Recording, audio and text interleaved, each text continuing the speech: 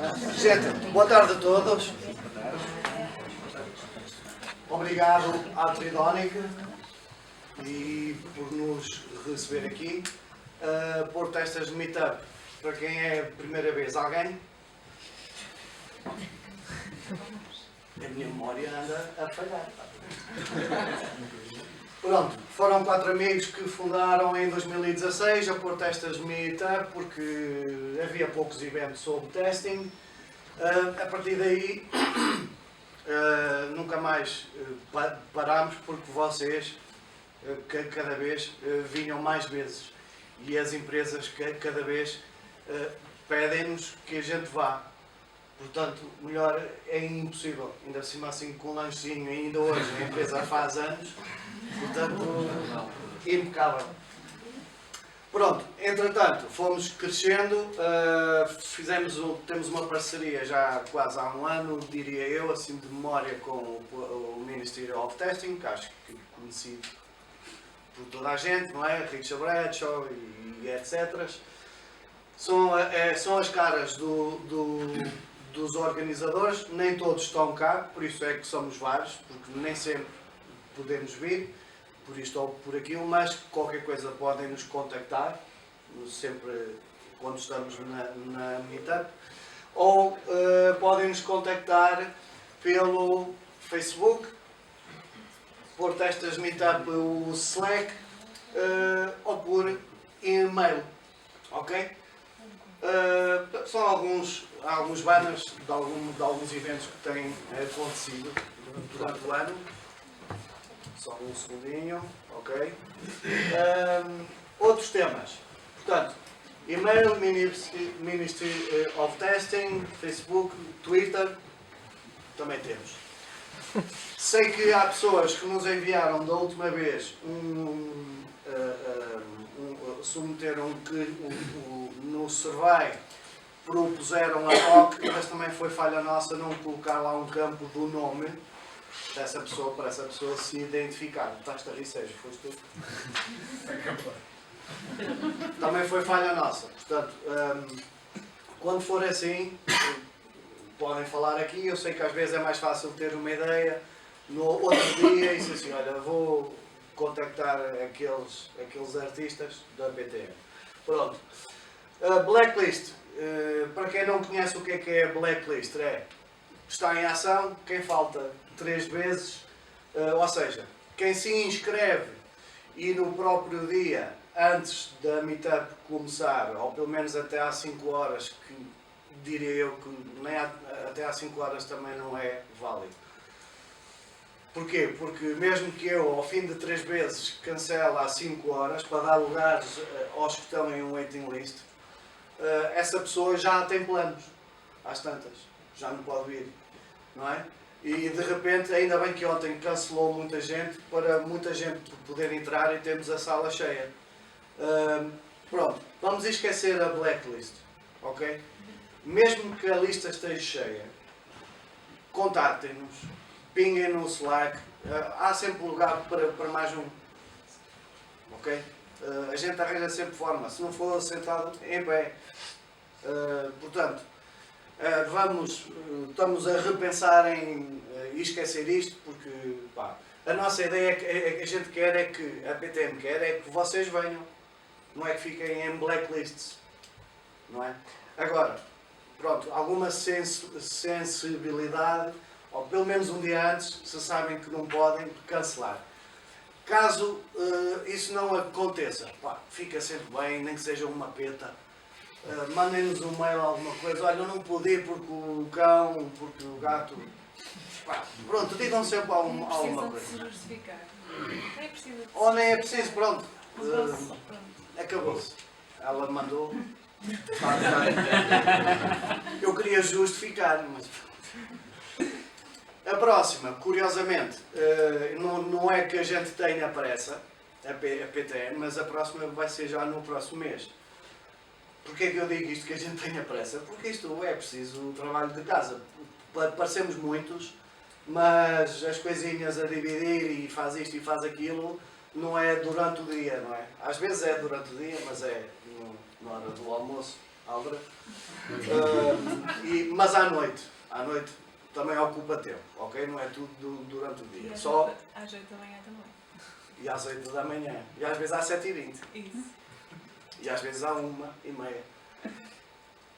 Alguém tem problemas com o copyright de imagens, de filmar, de fotografias, que é para a gente pôr assim um foco, desfazer, se alguém tiver, porque vamos tirar fotos, para, e mais uma vez digo, futuramente colocarmos no nosso site, que existe, mas tem que ser atualizado, a gente diz isto todas as meetups, e somos 7, não é? E somos 7.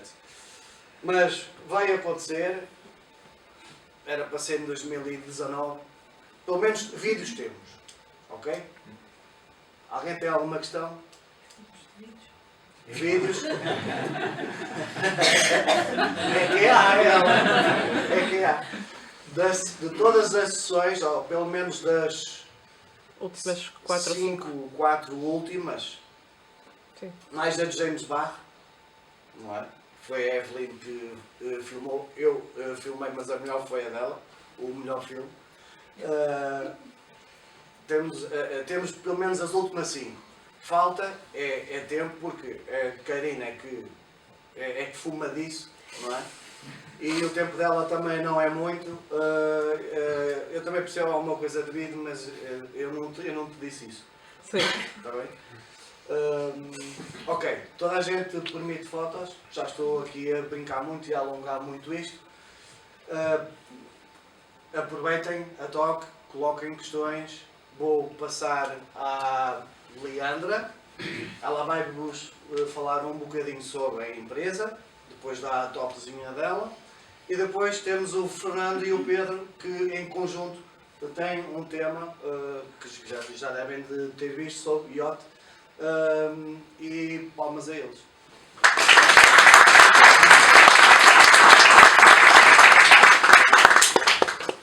Obrigada a todos, boa noite. Meu nome é Leandra Pessoa, sou Software Test Manager aqui no TriDonic Portugal. Tal como já foi referido, sim, hoje fazemos precisamente um ano que a TriDonic Portugal iniciou funções cá no Porto, Vila Nova de Gaia. Mas já há muitos anos que existe TriDonic e há muitos, ainda mais anos que existe o Zoom Tobel Group, que o TriDonic pertence ao Zoom Tobel Group. Não sei se alguém já ouviu falar.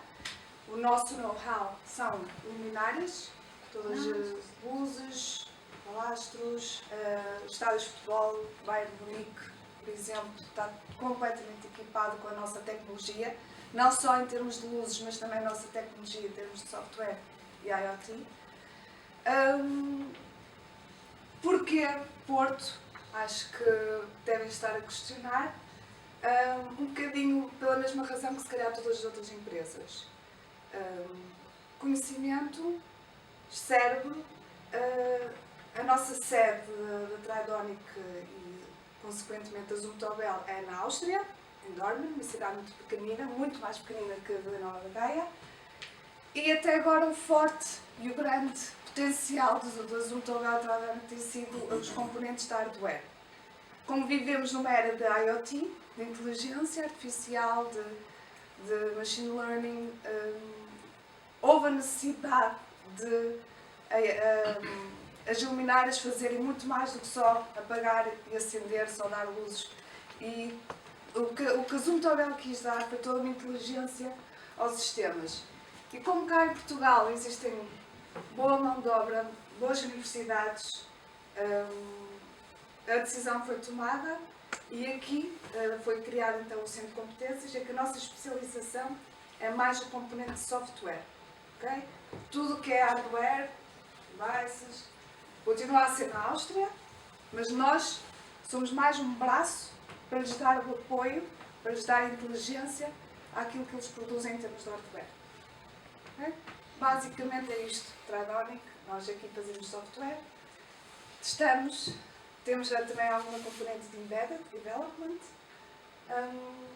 mas tudo o que é produção em massa das luzes e de componentes, drivers, está tudo na Áustria. Muito bem, vou então, não sei se alguém tem mais alguma dúvida em relação à TriDonic, também Vamos estar aqui no final, no coffee break, coloquem-nos dúvidas. Temos aqui uma casa com 12 testers já. Num ano já conseguimos ter 12 testers cá dentro, por isso podem vir falar comigo com qualquer um deles. E vou começar a minha apresentação.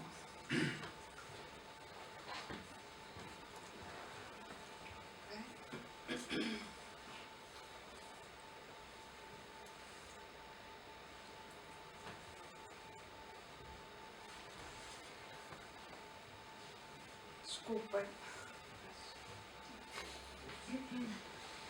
Não, estás a fazer bem. Por isso. Não se assustem com o que eu estão a ver.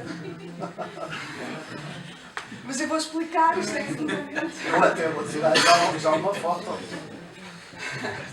Rest in Peace Testing. Isto é uma convicção não só minha, mas de toda a equipa cá na Tradonic, todos os software testers que nós falamos no nosso dia a dia. E eu achei interessante, porque não trazer isto por uma apresentação e porque não falar sobre o tema. Um bocadinho também pela nossa experiência, de todos no passado, aquilo que nós, quando software testers, temos aqui software testers com muitos anos de experiência, temos alguns mais júniores, e então decidi fazer então, aqui esta apresentação. Já me apresentei, Leandra Pessoa, sou Software Test Manager da IoT aqui na Tradonic, que pertence ao grupo Zumtobel. E basicamente, no nosso dia-a-dia, enquanto 12 anos de experiência na área de software testing, já comecei no início da minha carreira com metodologias waterfall, entretanto houve uma evolução ainda bem para a Agile, e mesmo dentro do Agile existe aqui este imensos nomes como Extreme Programming, prototipagem, DevOps, ok, futuro, é o presente e o futuro. E depois, o que é que às vezes nos livros, não sei se alguém já me falou em Extreme Go Horse. Sim. Ok. Há muita gente que não ouviu falar em Extreme Go Horse, vou dar uma pequena explicação. Com a imposição da metodologia Agile, muitas vezes está na moda, ok? E muitas vezes o Agile tem que ser ajustado ao contexto, e não é. Apenas olha-se para o Agile, ok, estamos a implementar isto a ferros na minha equipa, está feito. Mas o problema é que muitas vezes levam ao Extreme Go Horse, em que há 3 formas. Podes ir pelo caminho certo, podes ir pelo caminho errado, e Extreme Go Horse geralmente é o errado, só que mais depressa. Depois há outra forma no Extreme Go Horse, e de certeza que vocês já por parte do vosso dia-a-dia. Está a funcionar, então não mexo. Não vou mexer. Melhorias não, pelo amor de Deus. Está a funcionar, está impecável, esquece. Então, não há oportunidade de melhorias nos desenvolvimentos. Deixa-me ver se está-me a falhar aqui mais uma engraçada, que é...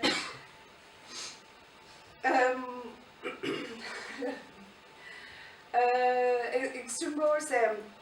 Nós costumamos apontar muitos dedos. A culpa não, está um bug por culpa minha. Se calhar foste tu que... O meu computador está a funcionar. Vê lá tu. Normalmente existe aquela tendência de culpar os outros e não se trabalhar como equipa. Não se trabalhar como um conjunto. É o tester, é o developer sentado à parte, cada um no seu mundinho, e não se conversa. Ok? Chega de Extreme Go Horse. Para além destas imposições do Agile, das metodologias Agile, começam a surgir estes novos palavrões. Inteligência artificial, machine learning, IoT, Robot Process Automation. Também de certeza que isto no vosso dia-a-dia, todos os dias, ouvi falar sobre estes chavões. E eu penso, bem, eu como tester estou lixada. Vai haver robôs que de certeza que vão ultrapassar-me. Metodologias por todo lado, pronto, não sei qual é que vai ser o meu futuro. E questionamos, como é que eu hei de trabalhar tanta metodologia? Afinal, o quê? Extreme Go Horse, ok, é o que acontece na realidade, mas a empresa diz que é Agile. O que é que será o meu futuro enquanto software tester? Será que vai haver algum robô que vai pegar sozinho, vai conseguir testar isto tudo? Será que eu vou ser até despedido? Será que as próprias empresas sabem que plano de carreira é que vão dar aos software testers? com isto. Então, depois de muitas conversas, de café, com os colegas, depois de pensar um bocadinho, eu pensei, vamos ter calma. Eu acho, todos nós, e enquanto software tester, isto já vem de razões históricas. Há razões históricas que justificam isto. Vamos voltar atrás um bocadinho do tempo.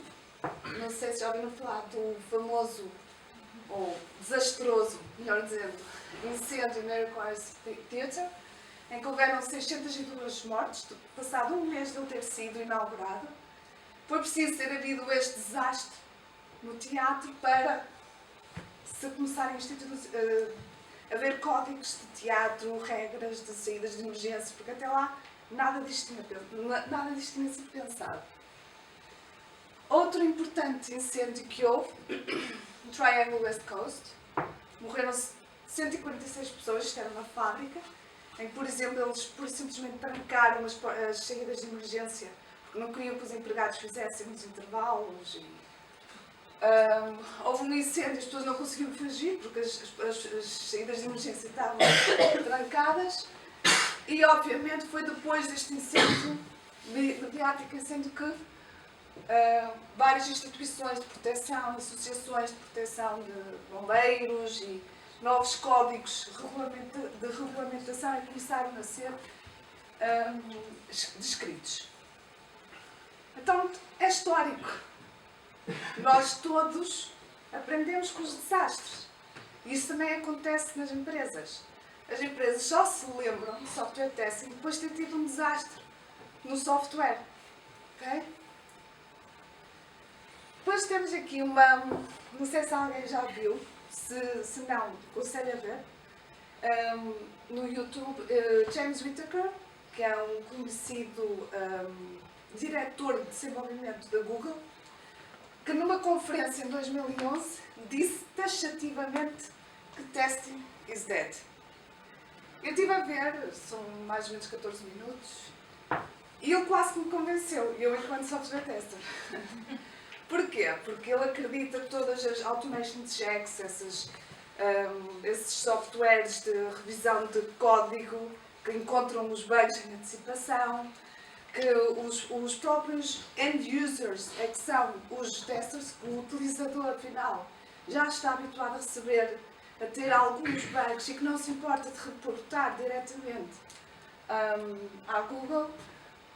O problema é que, passado mais ou menos 2 semanas de ele ter feito esta talk, karma, a Google foi noticiada pela pior forma, em que a Google, o Gmail estava cheio de bugs e no qual se criticou o que é que afinal a equipa de testes da Google andava a fazer.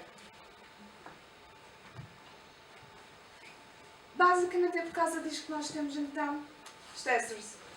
Porque há um desastre, a empresa fica alarmada, vamos começar a contratar software testers, não queremos que hajam percas de negócio e, entretanto, surgiu então o papel de software tester. Eu tenho 12 anos de software tester, não é assim muito, é algum.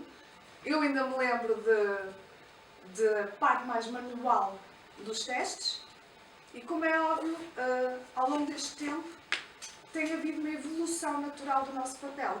Inicialmente, o papel de tester era o próprio developer. Depois, ok, se calhar o developer não é um muito bom tester, vamos aqui pôr aqui uma pessoinha a fazer alguns testes, mas uma coisa muito informal. Depois começaram a surgir as ferramentas de testes, Quality Center, blá, que não conhece, em que vieram auxiliar as equipas de testes, e por causa disto as equipas de testes começaram a crescer, começaram-se a organizar, começaram a ser cada vez mais independentes das equipas de desenvolvimento, até que estamos lá numa era de ferramentas de automação, que isso sim tem sido hoje em dia o grande peso enquanto testes, atividade de testes. Tal como o desenvolvimento, tem havido uma evolução na codificação dos developers, os testes também têm acompanhado isto. E eu sinto que estamos numa fase de mudança. Isto aconteceu um bocadinho no início Especialmente quando eu também vim para a Tridonic, sentimos isto, eu e a equipa de testes. Nós não temos que eu acredito, desculpem, é no QA Engineering e não testing. Nós temos que mudar um bocadinho a nossa forma de trabalhar. Esquecer um bocadinho a parte de monkey testing, que o que vale é ter testes escritos, test cases. Não é isso que dá valor ao nosso trabalho hoje em dia. Nós cada vez temos que nos sentar ao lado do System Architect. Eu tenho que me sentar ao lado do Developer. Perceber muito mais para além do ecrã e dos botões e dos campos que eu vou validar. Tenho que perceber todo o fluxo que está por trás. Okay? E, infelizmente, um bocadinho também da experiência passada, aquilo que eu falo com os colegas, hoje em dia ainda há muita gente, muitos testers, que contam o seu trabalho com a quantidade de casos de testes que eu executei hoje. Há pouquíssimo tempo eu vi isto a acontecer. Eu hoje já executei 35 casos de teste e tu? Não, isso está completamente errado. Se essa mentalidade continuar no software testing, nunca vai haver uma evolução no software testing. Nós temos que mudar a nossa forma de olhar para o sistema de informática. Por isso, acredito mais no QA Engineering. Obviamente que este QA Engineering está acompanhado de duas formas. De testes de automação, meus amigos, cada vez vai ser o futuro e a necessidade. Nós não queremos, quando software test, estar a fazer testes repetitivos, estar a fazer uns testes de regressão, por exemplo, 15 em 15 dias no final de sprint, estar a correr uma bateria de testes manualmente, 200 casos de testes, esquece. Isso tem que ser automatizado.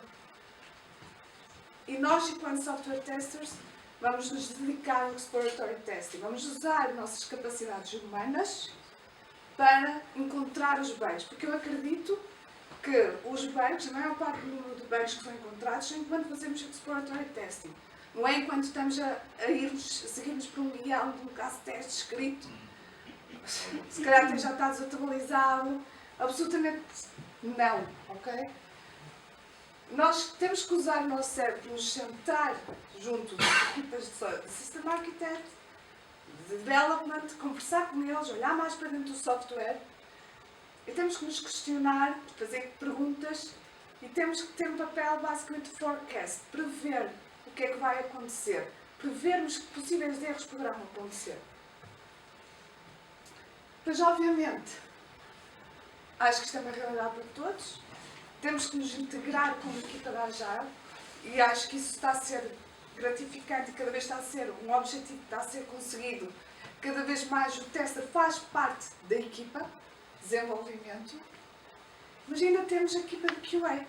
Nós aqui, por exemplo, na Tridonic, nós estamos com testers integrados na equipa de desenvolvimento, mas também fora disto nós temos que nos trabalhar como equipa, temos que nos organizar. Enquanto QA, nós temos os nossos processos, as nossas metodologias, nós temos as nossas ferramentas, temos a nossa forma de manutenção, como é que vamos manter os nossos casos de teste. Por isso, acho que realmente o testing morreu, o futuro é QA Engineering e será esse o nosso caminho enquanto software testers.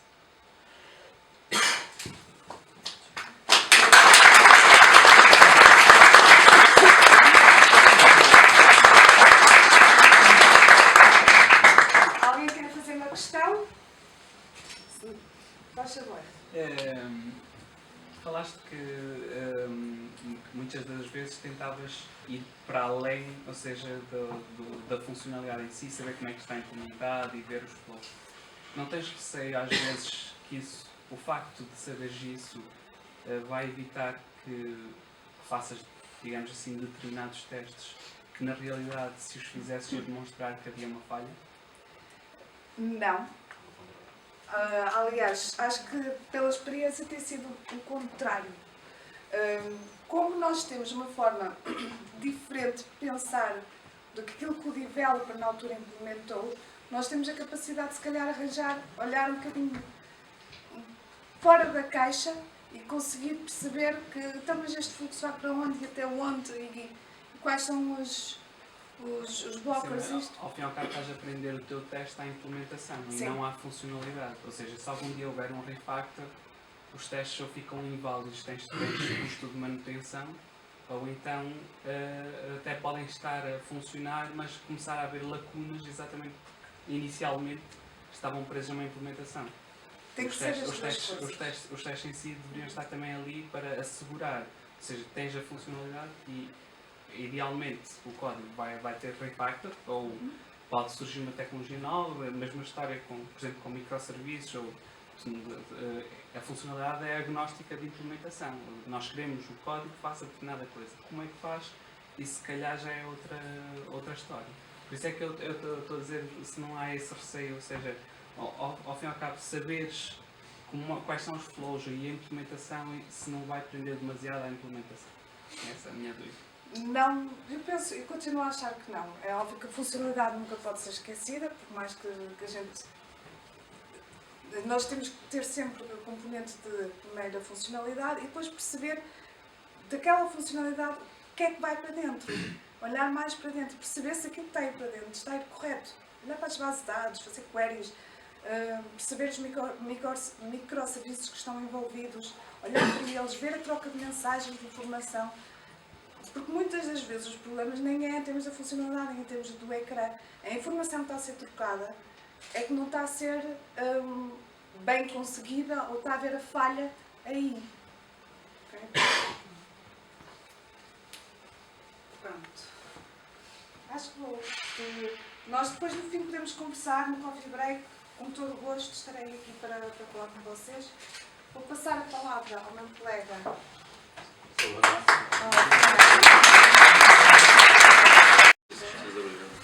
Sim.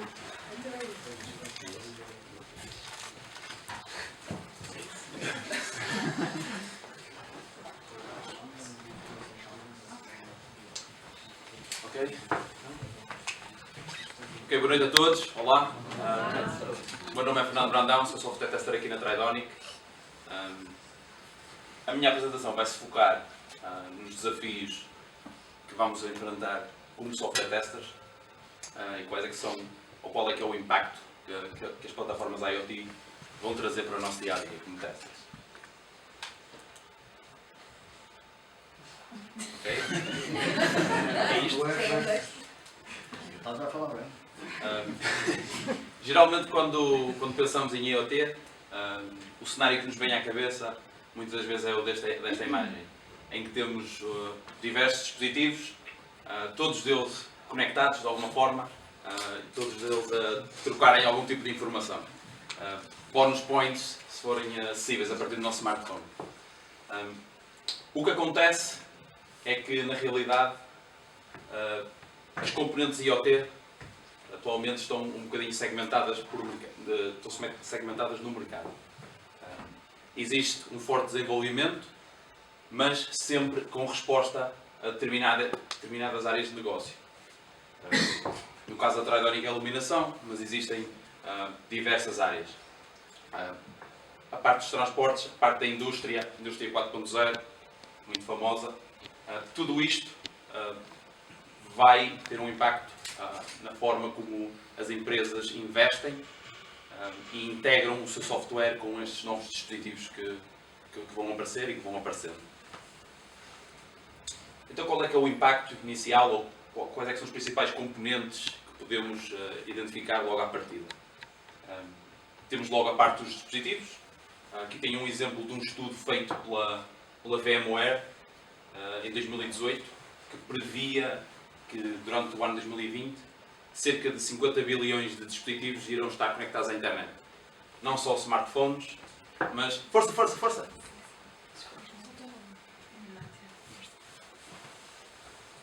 Não só smartphones, mas outro dispositivo qualquer que fosse capaz de recolher informação e de enviar para um servidor cloud ou outra coisa qualquer. Naturalmente, o que vai acontecer é que com a vinda destes dispositivos, estando eles conectados à internet, vai haver um aumento nos riscos de segurança nas redes a que eles estão ligados. Estamos a falar de plataformas normalmente com centenas ou milhares de dispositivos, todos eles com protocolos de comunicação possivelmente diferentes, todos eles necessitam de uma análise e de testes de conectividade e de segurança. e nós como testers temos de estar preparados para isso. Também o que vai acontecer é que, e como podem ver aqui à nossa volta, a complexidade dos ambientes de teste que vamos ter que utilizar também vai aumentar.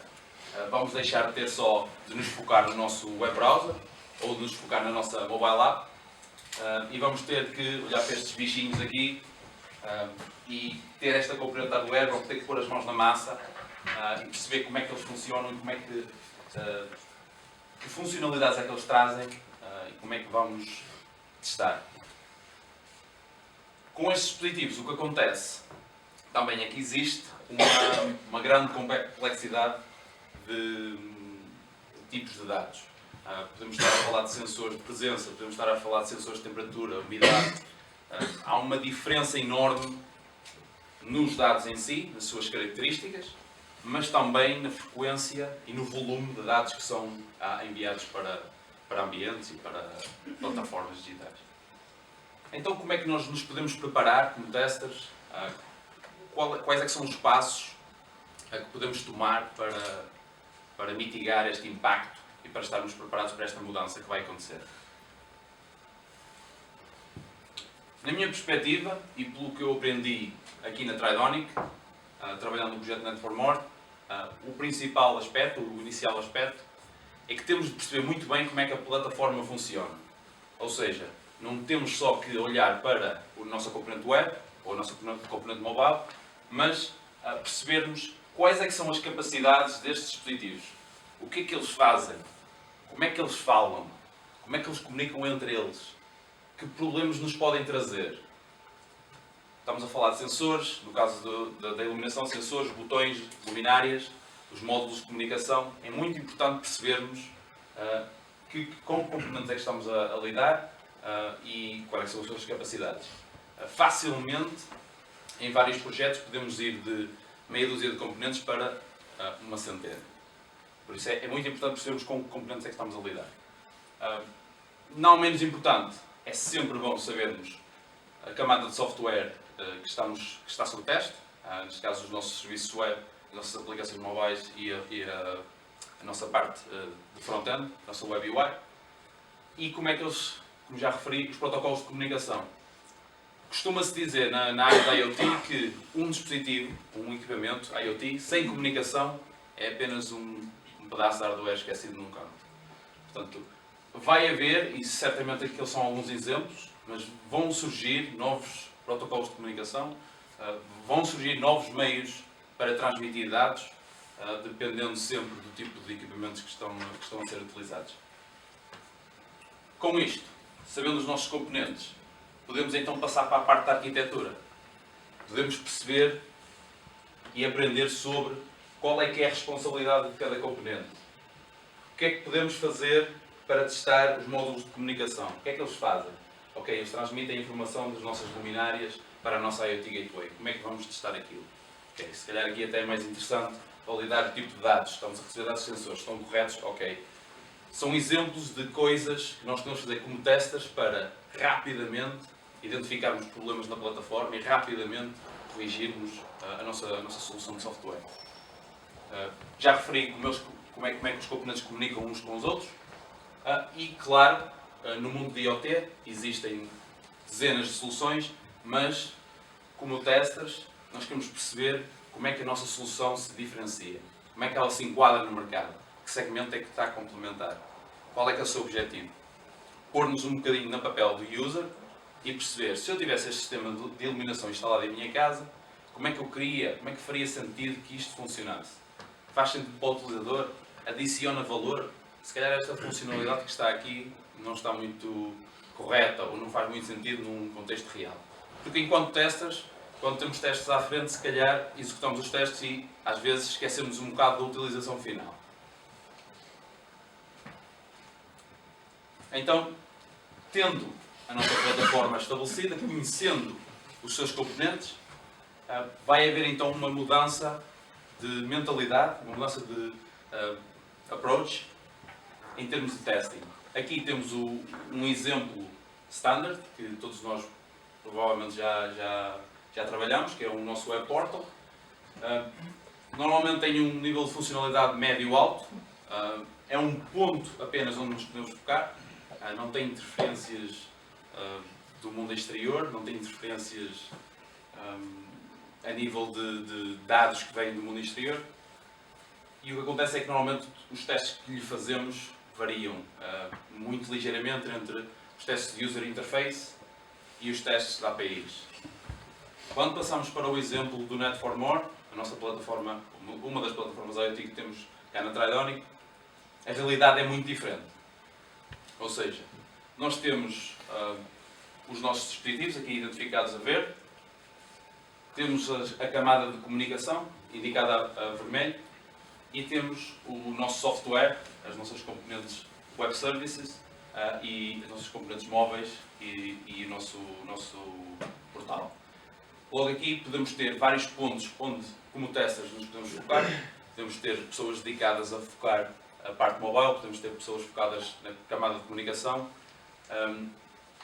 Há um misto de oportunidades aqui que vamos ter de saber lidar. É sempre suscetível a interferências do mundo real.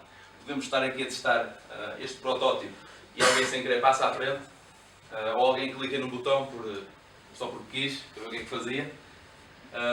E o nível de testes é muito mais profundo. Costumo dizer que tem que se fazer um teste que passe pela camada toda da nossa plataforma, desde a parte que o utilizador vê até à parte real. Então, a nossa estratégia no Net4More, um dos projetos que temos cá, passa por quê? Tentamos sempre ter um ambiente o mais aproximadamente parecido ou como um ambiente de produção. Tentamos sempre usar hardware físico, como criamos aqui este protótipo, onde condensamos todos os componentes de uma instalação simples de iluminação. Usamos apenas emulação para testes menos prioritários, apenas algumas validações de interface, alguns cenários de preenchimento de dados, coisas mais simples, e dedicamos o hardware real para testes mais representativos da utilização normal do sistema. Isto porquê? Porque a emulação não te vai dar a representação real do comportamento de um equipamento. Ou seja, estás a simular um sensor, a resposta de um sensor não é a mesma coisa que teres o sensor instalado e o utilizares. Portanto, nós temos um controle total sobre o nosso... Força! Já é a segunda a interromper. Faz mal. Portanto, nós temos um controle total sobre o nosso componente, o nosso ambiente de testes. Ou seja, temos a nossa parte mobile, temos o nosso protótipo condensado com os nossos equipamentos. Temos também, recorremos a nodes, Kubernetes e Docker Containers para controlarmos todas as versões do web service que pretendemos testar. E temos o nosso front-end. Tudo isto pode ser customizado tester por tester.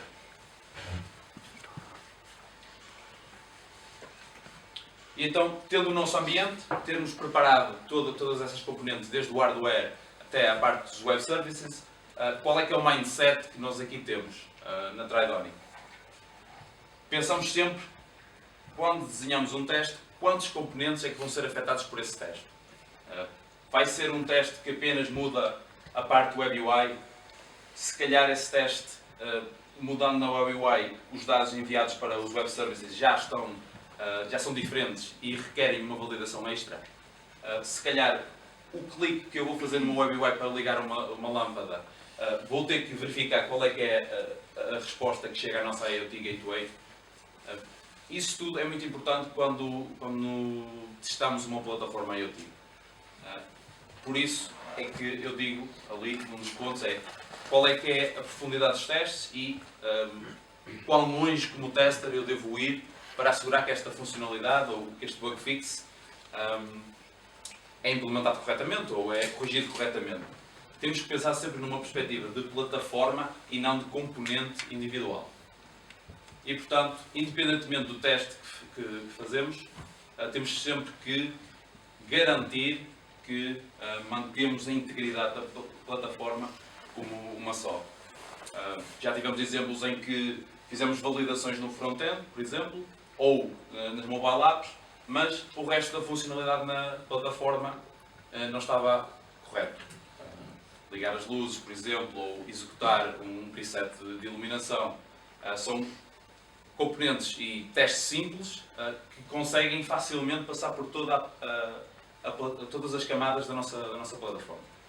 Por isso é sempre pensar no mindset de plataforma como uma só integra. Com isto, há uma alta importância, ou ainda mais alta importância, da automação de testes. Toda a gente certamente já trabalhou com automação e todos nós sabemos que a automação traz uma série de vantagens inegáveis, permite-nos poupar tempo, aumentar a cobertura dos nossos testes, aumentar o tempo que nos permite para fazermos exploratory testing ou outro tipo de tarefas e reduzir o custo de manutenção da nossa solução de software, da sua plataforma. Mas, no caso da IoT, vai ter ainda mais vantagens. Isto porquê? Quando temos um sistema IoT, nós vamos ter dezenas, centenas de componentes.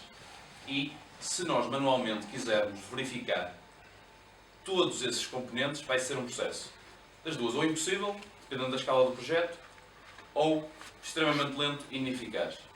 Portanto, utilizando a automação, nós podemos e devemos configurá-la para verificar todos os componentes do nosso sistema, independentemente do tipo de teste. Nós podemos estar a fazer um teste de Selenium que insere alguns dados, mas ao mesmo tempo podemos verificar automaticamente, instantaneamente, qual é que é a resposta do back-end, qual é que é a resposta dos dispositivos, qual é que é a resposta do IoT Gateway. É muito, muito, muito vantajoso. Temos aqui na Tridonic, já nos detectou imensos problemas e é uma das principais vantagens nas plataformas IoT. Como referi anteriormente, com o IoT vêm diferentes tipos de dados e, portanto, para cada teste em que precisamos de número de test data, de informação grande, podemos usar também a nossa automação para fazer isso. Em termos de complexidade de cenários, é outra das grandes vantagens da automação.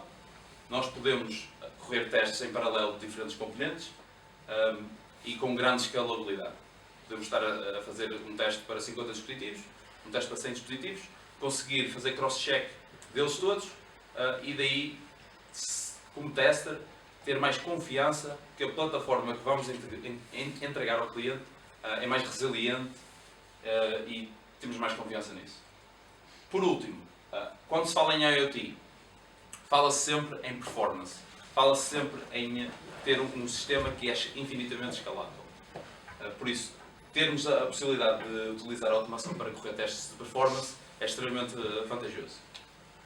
Algumas das tecnologias que nós utilizamos aqui na Tridonic, nós usamos Robot Framework e Selenium, Appium, Postman, JMeter, Wireshark, tudo isto através de Docker para termos uma abstração e uma virtualização dos nossos testes e podermos ter uma escalabilidade maior.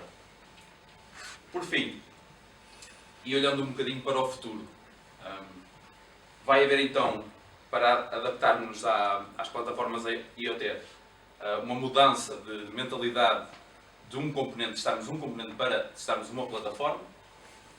Tem que haver uma melhor priorização dos casos de teste que vamos executar, ou seja, não vamos preocupar-nos inicialmente com os testes de user interface ou com os testes mais simples de validação de campos, mas na funcionalidade end-to-end da nossa plataforma. Com a vinda do IoT também vai haver um número de combinações de testes gigantesco, dependendo do número de dispositivos que temos que configurar na nossa plataforma, e certamente irão surgir novas ferramentas, certamente, como surgiu o Selenium, como surgiu o Appium, quando os smartphones entraram na área dos testes. E como testes temos de estar preparados para aprendermos essas, para conseguirmos, quando participarmos num projeto IoT, usá-las para testar essas plataformas. Os ambientes de teste, os ambientes QA, também vão sofrer algumas alterações. vai ter que haver um aumento de segurança em termos de testes e de conectividade. Por isso, o futuro é um bocadinho apostar na virtualização, na cloud, para podermos testar cenários de grande escalabilidade nestas plataformas. E é isso.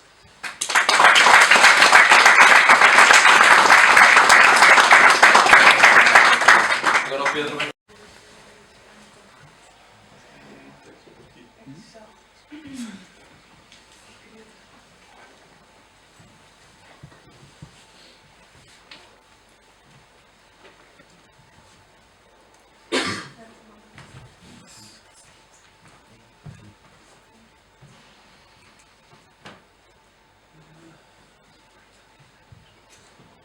Perdi o gato. Oh, Deus. Pega-me no play. Aí está. Ora, aqui está. Ora, muito bem. Continuando com a apresentação do Fernando, o que eu vou tentar é dar um contexto mais prático daquilo que é a nossa realidade como IoT e a nossa abordagem aos testes em IoT dentro da Tridonic. Para começar, uma breve introdução minha, Pedro Salazar. Trabalhei, ou melhor, estudei, começando um pouco do meu percurso académico, em Engenharia Eletrotécnica e de Computadores. Me especializei em telecomunicações. Trabalhei como investigador e na empresa onde trabalhei anteriormente, trabalhei como arquiteto, developer e também comecei a fazer o forcing para desenvolvimento de novas metodologias de testing à solução, sendo uma startup. Muito pouco de QA havia na empresa e realmente precisamos, e foi-nos muito útil termos novas abordagens de teste ao produto que desenvolvemos. Ora, o mundo de IoT, é verdade, tem sido transversal a tudo que são sistemas de negócio. Podemos encontrá-los desde mobilidade, no retalho, na saúde. Realmente não podemos escapar, estão por todo lado. Tem sido muito, não por este lado, mas para o outro, tem sido muita desta transversalidade, deveu-se muito ao facto de várias empresas começarem a trabalhar neste setor. Muitas delas no setor do hardware, como por exemplo a Silicon Labs, a ARM Expressive. Muitos grupos e mesmo muitas empresas que trabalhavam na área das comunicações começaram a verter novas funcionalidades e novos protocolos especificamente para o IoT. Podemos mencionar algumas por nós bastante conhecidas, como a Wi-Fi Alliance e a 3GPP, que tipicamente forneciam protocolos para grandes volumes de dados. Começaram elas também a trabalhar no lançamento de novas soluções para aquilo que é o mercado de IoT. Quanto aos sistemas operativos, Contiki, Riot, Ubuntu, em algumas variações de Ubuntu especificamente para o mercado de IoT, e não me julguem mal por ter ali a Apple e Android. O que é verdade é que quando olhamos para o sistema de IoT, muitas vezes, no sistema como um todo, não podemos descurar aquilo que são as aplicações móveis e, mais uma vez, tal como o Fernando mencionou, devemos sempre olhar para todos os componentes que estão envolvidos no nosso sistema. Na cloud, grandes players por todos nós conhecidos certamente, como a Microsoft com a Azure, a AWS, Google Cloud, mesmo a Bosch e a IBM, são eles também grandes players. A que é que isto nos leva? A transversalidade do mercado de IoT, todos estes players, desde o hardware até à cloud, levantam grandes complexidades e um novo conjunto de desafios àquilo que é o testing e o desenvolvimento dentro do mercado de IoT. Mais uma vez, no sentido errado. Então que está com a mão esquerda, com a mão direita não está a funcionar. No nosso roadmap e naquilo que nos leva ao desenvolvimento e testing de soluções de IoT, podemos então ter logo a heterogeneidade de sistemas como um grande desafio em toda a nossa escalada até ao IoT. Alguém quer tentar lançar mais alguns daqueles que podem ser os potenciais grandes desafios para o IoT? Algumas ideias? Eu não posso falar. Não. Ora, começando pela heterogeneidade de sistemas. Esta mão esquerda. Em primeiro lugar, os dispositivos constraint, com baixas capacidades de processamento. Estamos a falar de dispositivos muitas vezes com 256 capas de memória RAM e, só para terem uma noção, muitos dos protocolos de comunicação podem trabalhar até aos 200 kbits por segundo. Ora, para terem uma ideia do quão volátil é a nossa faixa de operação dentro de um dispositivo destes, é muito fácil que um dispositivo destes possa falhar quando estamos a trabalhar em redes de larga escala. Ora, como a maior parte dos dispositivos são constrained e têm baixas capacidades de processamento, agora sim no botão certo, os ambientes sem fios são também eles adaptados ao mercado de IoT e ao novo mundo de IoT. Têm menores capacidades, é verdade, o que os torna extremamente voláteis tanto a ataques como à perda de dados e à corrupção dos mesmos. O que levanta sérios problemas de segurança. Mais uma vez, em dispositivos com baixas capacidades de processamento, não é possível trabalharmos com algoritmos matemáticos muito complexos para fazermos encriptação de dados, ou até mesmo os protocolos, como são mais simples, tendem a ser mais voláteis naquilo que são as grandes falhas de segurança. E com todos estes desafios, o que se torna muito complicado de obter é de facto a simulação. Temos uma grande heterogeneidade ao longo do nosso sistema. Temos dispositivos que podem, de um momento para o outro, simplesmente ficar sem memória. Ambientes wireless que dependem muito de onde estamos a instalar o nosso sistema, mas que podem pura e simplesmente deixar de funcionar. Grandes volatilidades de segurança e tudo isto torna muito complicado nós obtermos uma simulação que nos torne fidedigno os resultados que vamos entregar posteriormente àquilo que são os nossos clientes. No entanto, muitas destas realidades não são verdade para todos os setores. E podemos pôr isto um pouco em perspectiva com aquilo que são a generalidade dos sistemas IoT dentro da Tridonic. Se olharmos à diversidade, e este campo tende a ser comum para muitas das empresas que trabalham com hardware, a verdade é que as alterações de hardware não são tão frequentes como as alterações em software, ou seja, a heterogeneidade não é assim tão grande. No entanto, existe uma grande heterogeneidade no que toca à interface do utilizador. Podemos falar de aplicações móveis, podemos falar de portais web, todas elas a correr sobre o mais diverso número de ambientes. Estamos a falar de iluminação, o mercado de iluminação está presente desde o retalho à saúde, mesmo em escritórios. E também os sistemas que desenvolvemos tendem a ser full stack, desde os mais pequenos componentes até às clouds fornecemos aos nossos clientes. No que toca à composição de sistemas, temos as Low Power Lossy Networks. Tipicamente, estas redes são as redes que correm especificamente em IoT, em protocolos como Bluetooth Low Energy, Thread, por exemplo. Lá está, sobre múltiplos protocolos de comunicação, mais uma vez com dispositivos com muito baixas capacidades de processamento, que levanta depois as tais questões de segurança. A segurança, para o nosso caso, e tendo em conta os requisitos no mercado de iluminação, torna-se bastante crítica. Ninguém quer ouvir dizer que a luz deixou de funcionar numa sala ou até mesmo num edifício porque estamos debaixo de um ataque à nossa rede ou debaixo de um ataque aos nossos sistemas. E estes requisitos, de facto, nós temos que trabalhar muito sobre eles. Não podemos estar à espera que quando clicamos no botão a luz demore cerca de 5 segundos a acender, porque existem muitos padrões de tráfego, está muita gente a utilizar o YouTube, por exemplo, e a luz demora mais a acender por causa disso. Não, temos que ser completamente transparentes a esse tipo de operações. O sistema tem que ser, por isso, estável, resiliente e tem, sobretudo, se estivermos a falar num centro comercial ou dentro de uma indústria, tem que ser muito escalável. Lá vou eu. Ainda mais a não chegar. Naquilo que são os grandes building blocks dos sistemas IoT da Tridonic, tal como já mostramos, eles vão desde a mais pequena luminária até à cloud. Deixei os devices grayed out porque dentro aqui dos nossos escritórios do Porto e das equipas gerais da R&D não trabalhamos especificamente com as luminárias, com os sensores diretamente. Muito do nosso foco vai ali para o Edge, para aquilo que são os módulos de comunicação, para as gateways IoT.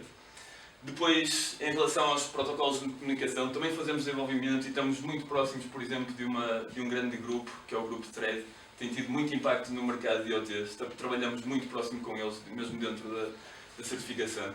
Com protocolos que são eles tanto cabelados como wireless. Protocolos estes que podem ser específicos para IoT ou protocolos simplesmente para a rede core, como na comunicação que existe entre as aplicações móveis e os portais web com a cloud. Sobre várias interfaces de utilizador, web ou mobile, com diferentes serviços em cloud como as bases de dados ou até mesmo as APIs. Pondo isto em perspectiva com um diagrama que o Fernando também já mostrou, podemos ver os componentes de cloud, as nossas luminárias com comunicações sem fios, ou então luminárias com comunicações por cabo, o mesmo acontece com os sensores ou até mesmo com os switches. Na nossa metodologia de trabalho, e sendo este um sistema que corre de fio a pavio aquilo que é o IoT, trabalhamos sobre Agile e temos tipicamente os nossos sistemas divididos em dois grandes componentes, a partir da gateway da IoT. Com a equipa de Embedded e a equipa de TIDAT, aqui no Porto, as duas vertendo depois tudo aquilo que foram os testes de desenvolvimento de funcionalidades para uma terceira equipa, a equipa de SIS, que vai olhar, sim, para o sistema como um todo. Vamos olhar um pouco para cada uma delas. A equipa de Embedded, tal como eu disse, foca-se mais dos componentes como os módulos de comunicação, testando e desenvolvendo o firmware para cada um destes pequenos sensores, pequenos módulos de comunicação, olhando também para o desenvolvimento dos protocolos, validação de inputs e outputs e para a operação do próprio hardware. Dentro de portas e aqui no Porto, focamos-nos muito naquilo que é a gateway da IoT, também nas interfaces do utilizador, sejam elas mobile ou web. Toda a infraestrutura de cloud está sobre a alçada desta mesma equipa. E tudo isto não pode ser descurado daquilo que é a funcionalidade das luminárias. Nós não podemos testar se uma ação foi despoltada numa aplicação móvel ou até mesmo no portal, sem vermos se ela realmente tomou efeito com um sensor, com uma luminária, se a luz acendeu, se não acendeu no timing que foi especificado dentro de cada um destes componentes. Tal como eu disse, as camadas acima juntam-se depois com aquilo que são as redes com os sensores mais pequenos e com os módulos de comunicação, vertem todas as funcionalidades para a equipa de System Integration. Estes são os responsáveis pela validação da integridade de todos os dados. São eles que vão olhar para o funcionamento exato do sistema como um todo. Validação da conformidade dos dados, de todos os inputs e outputs, ver se as bases de dados, se os dados, por exemplo, que são nas bases de dados correspondem ao longo do sistema, se estão mapeados nas gateways da IoT, se a luz está acesa, se realmente está acesa, eles têm que ir ao pormenor especificamente a cada um destes componentes. São eles também que vão fazer a validação de estabilidade e a capacidade de o sistema escalar ou não. Para nos ajudar nas nossas atividades de dia-a-dia de testes, temos aquilo que são as ilhas. Começando pelos setups mais pequenos, estes são os que nos auxiliam no nosso dia-a-dia, naquelas tarefas mais pequenas de desenvolvimento de funcionalidade ou validação de pequenas funcionalidades de teste. Para que é que elas são muito boas? Para nos abstraírem da complexidade de ambientes tipicamente muito grandes. Quando estamos a olhar para um setup mais pequeno, tipicamente os problemas que ocorrem são bastante mais pequenos e permite-nos ter um foco bastante mais conciso que não acontece num sistema muito grande. Num sistema muito grande podemos estar a falar de interferências wireless que não são específicas para aquela funcionalidade que estamos naquele momento a testar. No entanto, temos também setups maiores, com cerca de 50 a 100 dispositivos. e alguns ainda maiores que nos permitem ir mais de encontro àquilo que são os setups que depois entregamos aos nossos clientes. E mais próximos ainda dos nossos clientes, alguns pilotos. Temos, por exemplo, aqui no escritório, estamos aqui a correr precisamente um sistema Net4More. Isto nos permite também ter um feeling muito próximo daquilo que realmente estamos a entregar no final de linha aos nossos clientes, qual é o comportamento do sistema. Mesmo, isto auxilia muito na obtenção de novas ideias para os nossos produtos. E em mais larga escala temos também na Áustria, em 2 dos pisos, temos também o sistema Net4More a correr, bem como outros sistemas de outros produtos que temos dentro da própria Tridonic. Os parceiros ajudam-nos muito a focar naquilo que são algumas verticais do nosso produto. Por exemplo, dentro do setor hospitalar ou do setor dentro de um campus, por exemplo, podemos ter um setup com mais alguns dispositivos dentro de algumas salas que nos poderão dizer exatamente qual é o comportamento do sistema, com flutuações de aulas, de não aulas e de comportamento do sistema ao longo do dia.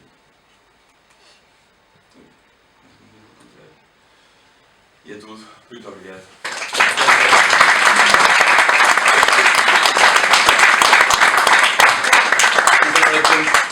Algumas perguntas. Queria só dizer que também vamos ter alguns elementos das equipas responsáveis por esses setups que vocês veem aqui maiores. Estejam à vontade para lhes fazer perguntas. Estão para ali para o meio. Estão bem para o meio, mas vão certamente ser Tenham facilmente identificáveis. Perguntas? Alguém? Não? Força. Se não houver ninguém à frente. Eu com a Leandra não pus questões, porque concordo 98% com ela.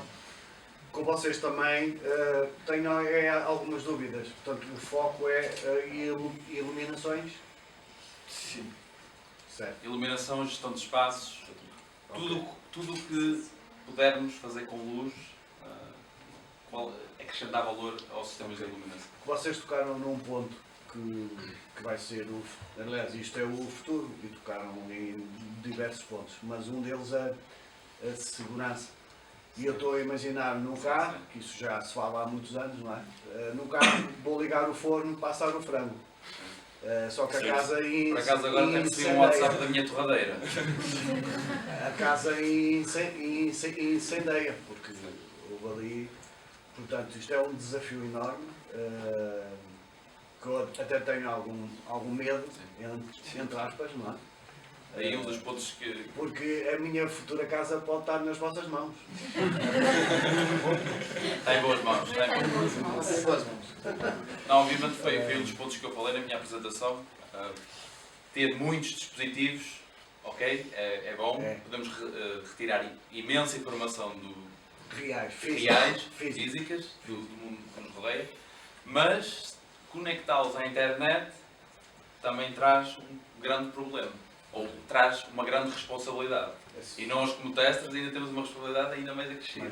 Assim como na área da indústria automóvel, portanto, eu posso parar o carro que vai à minha frente porque desencriptei a dificuldade no IoT neste momento é os problemas que existem são resolvidos apenas para aquela área de negócio. Ou seja, se quisermos conectar e cruzar dados de diferentes vertentes, por exemplo, retalho com, sei lá, iluminação, os equipamentos que estão instalados geralmente falam protocolos separados ou não conseguem comunicar entre eles.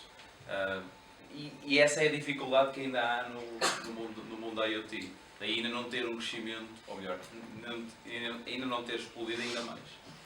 Acho que outra grande questão é também a volatilidade destes sistemas. Tal como dissemos, no que toca à iluminação, nós temos que ser o mais criteriosos possível, que é para não termos a correr riscos do sistema de iluminação estar em baixo por causa de um ataque informático ou simplesmente porque padrões de tráfego mudam.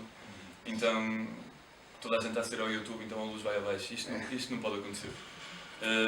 Daí ser um tópico crucial para todas as empresas que se encontram neste momento a trabalhar sobre o IoT. Calculo que seja tudo LEDs classe AAA. Mais. Quantos dados forem possíveis. Esclarecido. Alguma questão? Há bocado falaste na automação e de ponta a ponta e verificar, por exemplo, como uma luz depois de dar o input em algumas das plataformas ligar. Como é que vocês fazem essa validação? Isso é segredo, isso é segredo. Isso não podemos dizer. Não, é Sim, assim. mas está automatizado em si, ou Claro, seja, pode sim. pôr um sensor de luminosidade e Certo, esse sensor recolher a informação. É assim, nós conhecendo o protocolo que está implementado numa das soluções, sabes como é que esse protocolo está implementado, não é? Sabes que tipo de respostas é que aquele dispositivo te dá. Podes estar, no nosso caso, podes ter modos de debug que te permitem aceder diretamente ao dispositivo, está conectado ao dispositivo, e facilmente clicas num botão, lês aquela resposta, constróis, ou tens um modelo já pré-validado do que deveria ser a resposta, comparas as duas e Mas fazes o teu teste. ao fim e ao cabo, testaste a resposta do dispositivo e não se a lâmpada realmente ligou. Não, claro que é uma componente visual, mas E essa questão, se calhar, como é que tu testas a nível visual? Sim. o visual é uma questão em aberto, ainda podemos. Um dos pontos que eu fiz foi o crescimento e aparecerem novas tecnologias, novas ferramentas que nos irão permitir. Podemos ter o caso, por exemplo, conseguir ler a corrente que está a passar no driver. Isto é um ponto que nos diz que a luminária está ligada e qual o nível de luminosidade a correr dentro da luminária. Tem que o sensor vos essa resposta e facilmente ali. Certo? Assim, claro, não é nada garante que a luz esteja ligada, não é? Mas Vocês fazem mesmo hoje em dia? Sim. Ou estão a pensar fazer? Nós, No caso do meu projeto específico, sim, já o fazemos. Conseguimos ver a atenção, por exemplo, do dispositivo terminal Sim. e não vamos confiar apenas na resposta da API, que Certo. está ligada, não é? E conseguimos validar se realmente está Essa diferença do... sim. Mas se a lâmpada acende mesmo, Não.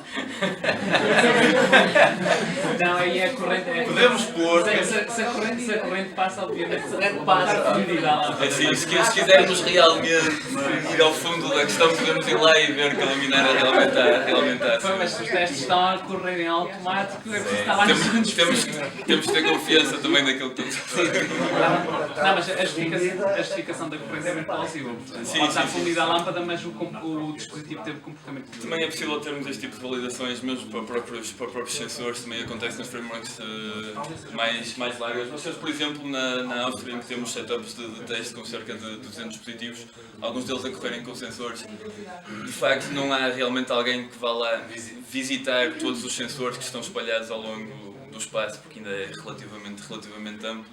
Mas existem sempre formas, seja com a corrente, seja com a tensão, que conseguimos ter à entrada de um dispositivo, de saber qual é o estado em que o dispositivo se encontra.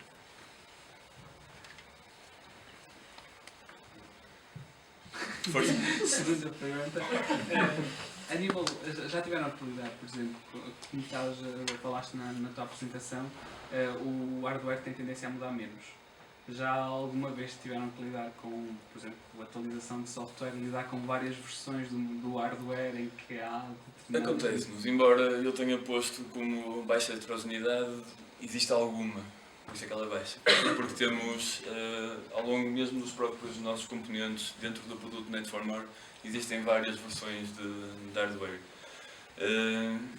É verdade que torna bastante complexa o lidar com sistemas, principalmente quando estamos a falar de sistemas com 50 a 100 dispositivos, manter o tracking de qual é a versão de firmware que temos a correr em todos os dispositivos. Já aconteceram alguns erros à prova disso, não vamos mentir e vamos dizer que não. Mas sim, temos que lidar com isso, temos é que ter algum cuidado, tipicamente quando surgem novas versões de hardware, realmente ter o nosso sistema com aquilo que pretendemos testar. Tipicamente as nossas atualizações de hardware são bastante simples de fazer.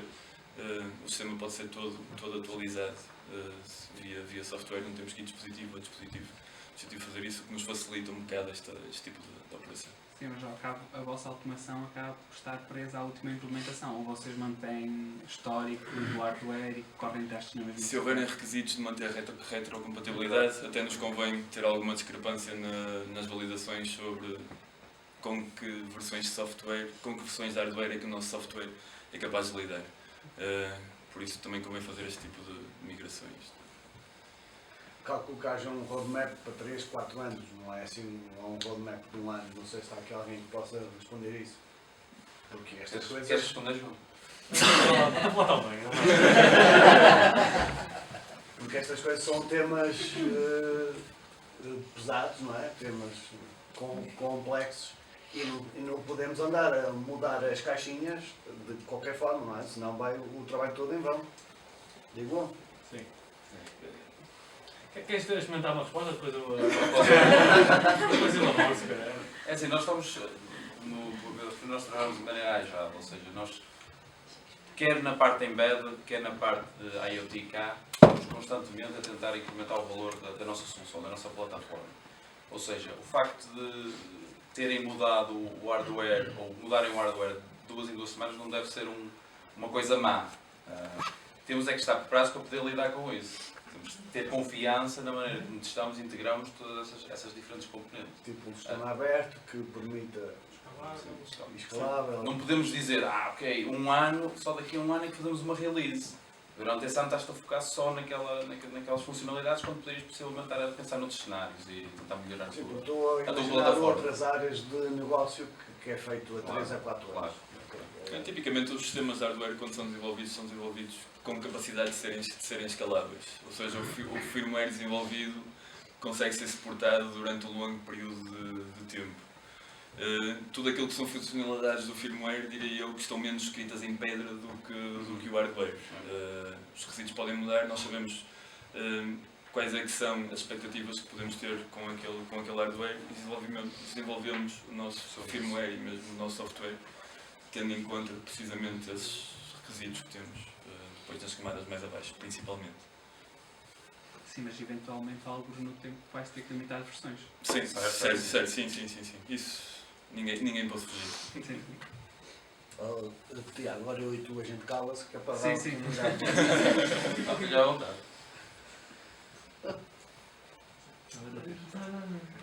A nível de integração, por exemplo, com os sistemas IoT, eu vejo isto um bocado complexo. Por exemplo, tenho um sistema de IoT em casa de iluminação.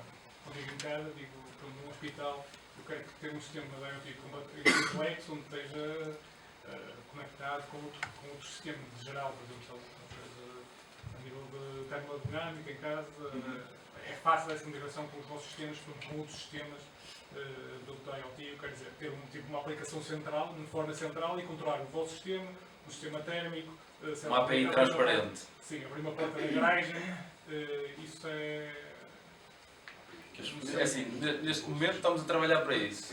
Mas há soluções assim no mercado com vossas aplicações? No mercado, para home automation, para automação, para uso domiciliar, existem algumas soluções. Eu vejo por acaso até em âmbito em casa como até. Exatamente. Para a realidade do utilizador dia a dia, para escalas menores, existem várias soluções. Temos o caso do Live particular. Sim. Nós tentamos sempre fornecer as APIs necessárias para que possam ser desenvolvidos os nossos sistemas em cima do nosso. Daí temos mencionado, tanto eu como o Fernando, aquilo que são as APIs em cloud, ou até mesmo mais locais nas camadas mais abaixo. Algumas APIs podem ser fornecidas para desenvolvimento de aplicações orientadas a cada um dos clientes ou quem quer que queira interagir com elas. Neste momento temos uma certa flexibilidade em fazer isso. Tentamos sempre arranjar e já tivemos parceiros para trabalhar essa componente, ou seja, para acederem aos dados, o que é que podem fazer com esses dados, como é que os podem visualizar e trabalhar para tirar mais valor dos mesmos. Mas é algo que está nos planos, é algo que tentamos fazer e nos nossos projetos tenta-se sempre incluir essa parte de não só termos um ecossistema fechado, mas também trabalhar para que o ecossistema global IoT melhore e seja haja mais transparência e mais heterogeneidade mesmo em diferentes segmentos do mercado. Algumas dessas limitações são muito recorrentes no mercado de IoT. Tal como vimos aqui, o mercado IoT começou a surgir e várias empresas lançaram-se para o mercado IoT a desenvolver as suas soluções, as suas próprias soluções. O que isto levou é que muitas vezes criamos diferentes verticais sem criarmos uma linha horizontal unificadora de todas estas soluções. Que é o que começa a aparecer agora e que temos efetivamente. Um sistema de IoT em casa que pode Exatamente. ter vários sistemas espalhados. Exato. Isso é o que ainda falta no IoT. Definir standards em que todas as empresas de diferentes mercados possam utilizar de maneira comum. É o que está a faltar neste momento. Isso faz-me lembrar o Blu-ray, o DVD. Certo. Cada um faz a sua. Acho que no surgimento de novas tecnologias existem várias apostas. E depois de uma aposta vencedora tendemos então a ter a unificação da tecnologia. Eu sugeria uma última questão de alguém para não alongar. Sim, deixa eu voltar. Força. Pegando um bocado nas perguntas que estavam a fazer agora, é do vosso interesse, é do interesse da vossa empresa, testar a compatibilidade do vosso produto com os assistentes que agora são tão curiosos e famosos que toda a gente anda a comprar agora. Isso as pessoas mais indicadas a responder. Ali atrás. Nós não estamos direcionados para o mercado residencial. Estamos direcionados para business to business e, de facto, não é uma realidade que nesses mercados se utilizem Alexas ou Google Assistant. Mesmo a vossa aplicação é quase fechada, então. Nada de trabalhar com homes e smartphones. Nós estamos a um lado por assim, mas não é completo. Obrigado. Eu sugeri que passássemos para o coffee break e dúvidas mais pessoais e que queiram conhecer, falar sobre os nossos dispositivos, criar, por favor, falem, estamos cá para isso. Obrigado pela vossa. Obrigado a todos, pessoal.